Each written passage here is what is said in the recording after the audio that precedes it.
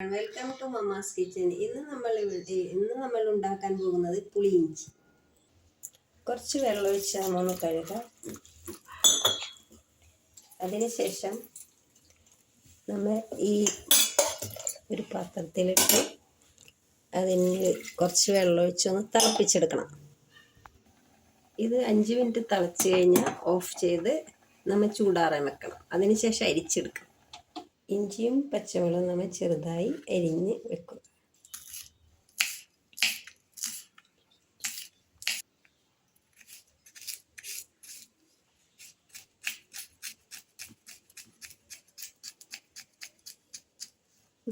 ചെറിയ കഷ്ണങ്ങളായി അരിഞ്ഞെടുക്കും.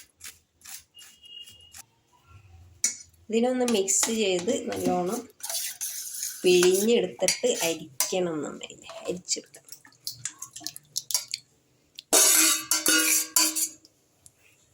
അരിച്ചിട്ട് പിന്നെയും കുറച്ചും കൂടെ വെള്ളം ഒഴിച്ച് പിഴിഞ്ഞെടുക്കേണ്ടതാണ്. ഇതിന് ജ്യൂസ് എടുക്കണം. ഇതിനെ നമ്മൾ മിക്സ് ചെയ്ത് നല്ലോണം ഇതിൻ്റെ ജ്യൂസ് എടുക്കണം. എന്നിട്ട് ഇങ്ങനെ മുഴുവൻ ജ്യൂസ് എടുത്തിട്ട് തീർക്കേണ്ടതാണ്. നമ്മൾ ഇതിൻ്റെ ജ്യൂസ് മുഴുവൻ എടുത്ത് കഴിഞ്ഞു. പുളിയിഞ്ചി ഉണ്ടാക്കാനുള്ള സാധനങ്ങൾ: കറിവേപ്പില, അരിഞ്ഞു വെച്ച പച്ചമുളക്, ഇഞ്ചി അരിഞ്ഞത്, ഉരുക്കി വെച്ചുള്ള ശർക്കര, കടുക് 1 ടീസ്പൂൺ, ഉലുവ 1/4 ടീസ്പൂൺ, മഞ്ഞൾ പൊടി 1/2 ടീസ്പൂൺ, മുളകും പൊടി, ഉപ്പ് ആവശ്യത്തിന്.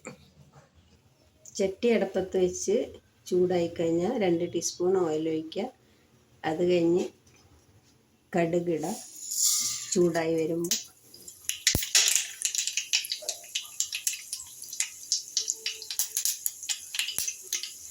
അത് പൊട്ടിക്കഴിഞ്ഞ് ഉലുവട.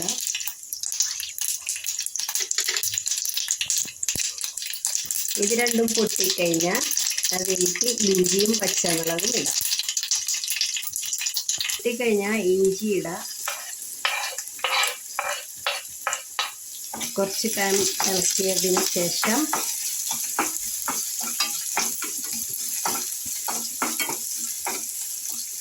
പച്ചമുളക് ഇടാം. കറിവേപ്പിലയും ഇടാം. കുറച്ച് നേരം അതിനെ ഇളക്കി മൂപ്പിച്ചെടുക്കണം. മണം വരുന്നുണ്ട്. മണം വരുമ്പോൾ നമ്മൾ അതിലേക്ക് മഞ്ഞൾ പൊടിയും മുളക് പൊടിയും ഇട്ടൊന്ന് ഇളക്കിയിട്ട്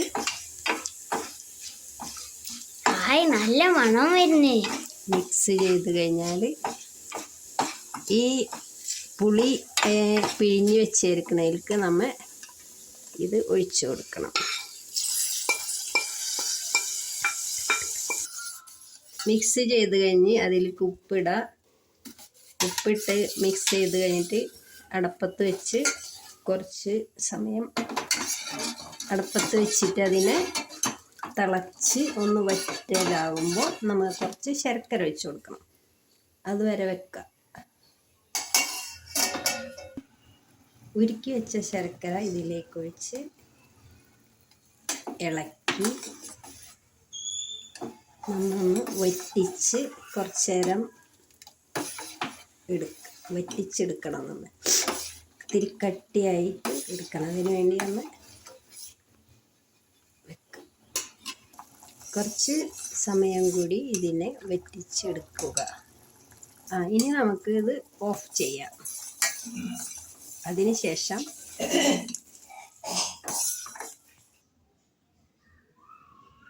നമ്മുടെ പുളിയിഞ്ചി റെഡിയായി. നല്ല മണം. Please like, share, subscribe. Thank you. Bye.